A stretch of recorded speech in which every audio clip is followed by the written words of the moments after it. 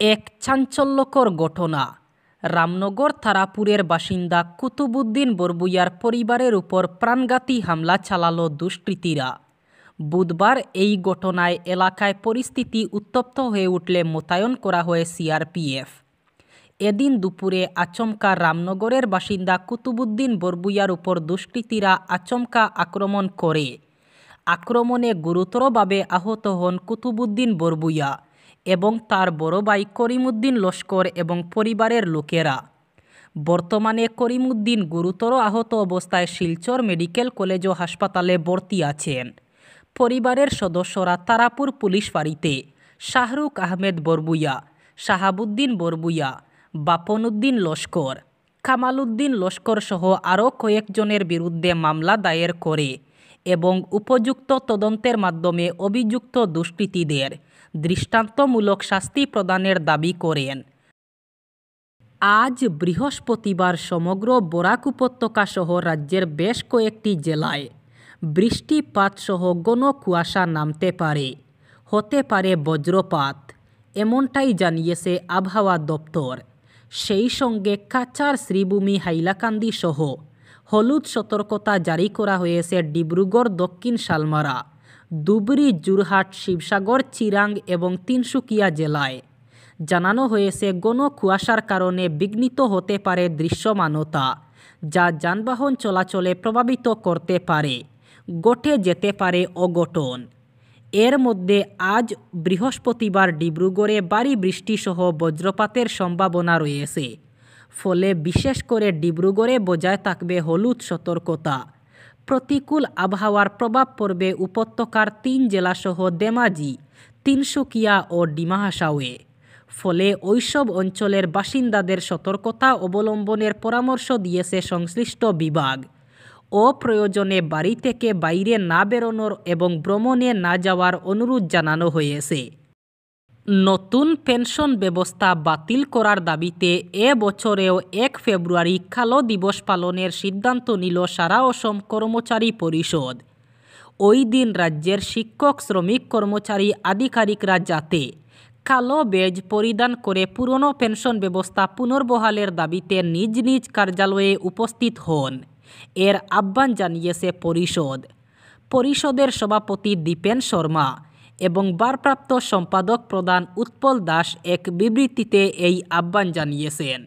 বিবৃতিতে উল্লেখ করা হয়েছে, এই দাবিতে পরিষদ গত কয়েক বছর ধরে আন্দোলন চালিয়ে আসলেও সরকার দাবি পূরণে আগ্রহ দেখাচ্ছে না। তাই এবারও 1 ফেব্রুয়ারি কালো দিবস অথবা ব্ল্যাক ডে পালনের সিদ্ধান্ত নেওয়া হয়েছে। বিবৃতিতে আরও উল্লেখ করা হয়েছে, সরকারি চাকরি করার পর বেসরকারি খণ্ডের বীমা কোম্পানির হাতে কর্মচারীদের জীবনের অনিশ্চিত পরিমাণ মেনে নেওয়া যায় না। তাই কর্মচারীদের সুরক্ষার পুরনো পেনশন ব্যবস্থা পুনরায় চালু করা খুবই জরুরি। প্রয়াগরাজে মহাকুম্ভ মেলায় পদপিষ্ট হয়ে মৃত্যু ঘটল হাইলাকান্দি জেলার এক পুণ্যার্থীর। বুধবার ভোরে মৌনী অমাবস্যায় স্নান করার সময় পদপিষ্টের ঘটনা ঘটে। পদপিষ্ট হয়ে একাধিক পুণ্যার্থী প্রাণ হারিয়েছেন। নিহতদের মধ্যে রয়েছেন হাইলাকান্দির ব্যবসায়ী নীতিরঞ্জন পাল। তিনি হাইলাকান্দির বিশিষ্ট মিষ্টান্ন ব্যবসায়ী ও সুইটসের স্বত্বাধিকারী। তার মৃত্যুর খবর হাইলাকান্দিতে পৌঁছাতেই শোকের ছায়া নেমে আসে। ক্যান্সার চিকিৎসায় আধুনিকতম অস্ত্রোপচারের মধ্যে পড়ে কার্টি সেল থেরাপি। ভারতে গত বছর মুম্বাইয়ের টাটা মেমোরিয়াল হাসপাতালে এই চিকিৎসা পদ্ধতিতে ক্যান্সার নিরাময়ের চেষ্টা করেছিলেন চিকিৎসকেরা। তা অনেকটাই সফল হয়। এবার কার্টি সেল থেরাপির আরও একটি নতুন পদ্ধতি সাড়া ফেলল দেশে। কোয়ারটেমি নামে এক বিশেষ রকম কার্টি সেল থেরাপির পদ্ধতির প্রয়োগে অনুমতি দিয়েছে কেন্দ্রীয় ড্রাগ নিয়ামক সংস্থা। দেশের বিভিন্ন হাসপাতালে ক্যান্সার রোগীদের উপর এই চিকিৎসা পদ্ধতির প্রয়োগ করেছে সাফল্য পাওয়া গিয়েছে বলে দাবি। কেন্দ্রীয় সরকারের বায়োটেকনোলজি দপ্তরের উদ্যোগে বায়োটেকনোলজি ইন্ডাস্ট্রি রিসার্চ অ্যাসিস্ট্যান্ট কাউন্সিলের চিকিৎসা পদ্ধতি প্রয়োগ করেছে ক্যান্সার রোগীদের উপর। বেঙ্গালুরুর নারায়ণ হাসপাতাল, চেন্নাইয়ের অ্যাপোলো ক্যান্সার হাসপাতাল এবং চণ্ডীগড়ের post graduate institute of medical education and রিসার্চে রক্তের ক্যান্সারে আক্রান্ত রোগীদের উপর এই চিকিৎসা পদ্ধতির প্রয়োগ করে দেখা গিয়েছে রোগ প্রায় 85% নির্মূল হয়েছে। বাজেট 2025 আসতে আর মাত্র কয়েকদিন বাকি। প্রতি বছরের মতো এবারেও নতুন বাজেট নিয়ে প্রচুর প্রত্যাশা রয়েছে আম জনতার, কারণ বাজেটে হওয়া ঘোষণা প্রতিটা দেশবাসীর উপর সরাসরি প্রভাব ফেলে। নিত্য প্রয়োজনীয় জিনিসের দাম থেকে শুরু করে আয়ের উপর দেওয়া ইনকাম ট্যাক্স সবটাই পাল্টে যেতে পারে বাজেটের ঘোষণার ভিত্তিতে। তবে এই বছর অনেকেরই নজর থাকবে ইলেকট্রনিক্স প্রোডাক্টের দিকে। প্রধানমন্ত্রী নরেন্দ্র মোদী বারবার ডিজিটাল ইন্ডিয়া প্রশংসা করেছেন এবং সময়ের সাথে সাধারণ মানুষকে আরও বেশি করে ডিজিটাল প্রোডাক্ট ব্যবহার করার জন্য উৎসাহী করেছেন। এক্ষেত্রে যদি ফোন, ল্যাপটপ, টিভি ইত্যাদির দাম কমে, তাহলে একদিকে যেমন বিক্রি বাড়বে, তেমনি ডিজিটাল ইন্ডিয়ারও প্রসার ঘটবে। তাই বাজেটে এই ধরনের দ্রব্যের দাম কমানো হবে কিনা তা জানতে বেশি উৎসাহী কম বেশি সকলেই। আগামী 1 ফেব্রুয়ারি 2025 যদি অর্থমন্ত্রী নির্মলা সীতারমণ বাজেট পেশ করার সময় ইলেকট্রনিক প্রোডাক্টস তৈরির জন্য প্রয়োজনীয় উপকরণের উপর ইম্পোর্ট ডিউটি কমানোর কথা ঘোষণা করেন, তাহলেই সমস্ত ইলেকট্রনিক্স দ্রব্যের দাম কমার সম্ভাবনা থাকছে। 1 ফেব্রুয়ারি থেকে ইউপিআই পেমেন্ট করার পর একটি বড় বদল হতে চলেছে। এবার থেকে পেমেন্ট করার পর আর কোনো ধরনের নোটিফিকেশন আসবে না। এটি জানিয়ে দিয়েছে national payments corporation of India. তারা জানিয়ে দিয়েছে এতদিন পর্যন্ত যে ব্যবস্থা চলছিল সেখানে নতুন কিছু করা হলো। টেকনিক্যালি বিষয়টিকে পরিষ্কার করার জন্যই এই ব্যবস্থা করা হয়েছে। দেশের কোটি কোটি মানুষ বর্তমানে ইউপিআইতে নিজেদের লেনদেন করে থাকেন।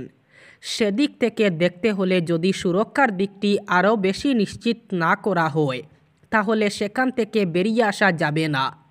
2024 সালের ডিসেম্বর মাস পর্যন্ত যে হিসাব দেখা গিয়েছে, সেখান থেকে দেখা যায় 16.73 বিলিয়ন মানুষ ইউপিআইতে পেমেন্ট করেছেন। এর মাত্রা আগামী দিনে আরও বাড়বে। তাই সুরক্ষার দিকটি আগে থেকেই আরও বেশি নজরে রাখতে হবে। আবার দলকে অস্বস্তিতে ফেললেন শ্যাম পিত্রদা। ওভারসিজ কংগ্রেসের সভাপতি শ্যাম পিত্রদা একটি সাক্ষাৎকারে বলেছেন, যারা নথিপত্র ছাড়া ভারতে বছরের পর বছর বসবাস করছে তাদের তাড়িয়ে দেওয়া অনুচিত, বরং যারা এই দেশে আসতে চায় তাদের আসতে দেওয়া উচিত। প্রবীণ কংগ্রেস নেতার বক্তব্য, এটাই শাসক ভারতের দ্বারা। আমরা বরাবর গ্রহণ করেছি, কাউকে বের করে দেইনি। শ্যাম পিত্রদার এই বক্তব্য নিয়ে রে করে পথে নেমে পড়েছে বিজেপি। দিল্লি বিধানসভা ভোটের প্রচারে তারা নয়া অস্ত্র পেয়ে গেল বলে মনে করছে দল। রাজধানীর ভোটে বিজেপির অন্যতম ইস্যু বাংলাদেশ অনুপ্রবেশ। আম আদমি পার্টি এবং কংগ্রেস পাল্টা অভিযোগ করছে বাংলাদেশি অনুপ্রবেশের দায় কেন্দ্রীয় সরকারের, কারণ সীমান্ত রক্ষার দায় ভারত সরকারের। একই কথা বলছে কংগ্রেস। অন্যদিকে বিজেপি বলছে আম আদমি পার্টি ও কংগ্রেস পরিকল্পনা করে বাংলাদেশি অনুপ্রবেশকারীদের ভোটার বানিয়েছে। দিল্লি বিধানসভা ভোটে প্রধানমন্ত্রী নরেন্দ্র মোদী থেকে শুরু করে সব স্তরের নেতাই অনুপ্রবেশকে প্রচারে হাতিয়ার করেছেন। সেখানে ওভারসিজ কংগ্রেসের সভাপতি শ্যাম পিত্রদা উল্টো কথা বলেছেন। নথিহীন বিদেশিদের ভারতে থাকতে দেওয়ার পক্ষে সওয়াল করে শোরগোল ফেলে দিয়েছেন প্রবীণ নেতা। প্রয়াত রাজীব গান্ধীর বন্ধু শ্যাম রাহুল গান্ধীর অত্যন্ত কাছের মানুষ। বিজেপির সর্বভারতীয় মুখপাত্র প্রদীপ ভান্ডারীর কথায় শ্যাম পিত্রদা আসলে রাহুল গান্ধীর মনের কথাই বলেছেন। কংগ্রেস এইভাবে দেশকে বিদেশিদের হাতে তুলে দিতে চায়। শ্যাম পিত্রদার বক্তব্য ঘিরে বিতর্ক নতুন নয়। গত বছর লোকসভা ভোটের আগে তিনি 2 বার বেফাঁস মন্তব্য করে দলকে অস্বস্তিতে ফেলেছিলেন। মার্কিন যুক্তরাষ্ট্রের আদলে ভারতেও ইনহেরিটেন্স ট্যাক্স চালু করার পক্ষে সওয়াল করেন তিনি। যেই বক্তব্য লুফে নিয়ে প্রচারে কংগ্রেসকে তুলোধুনো করেন প্রধানমন্ত্রী মোদী।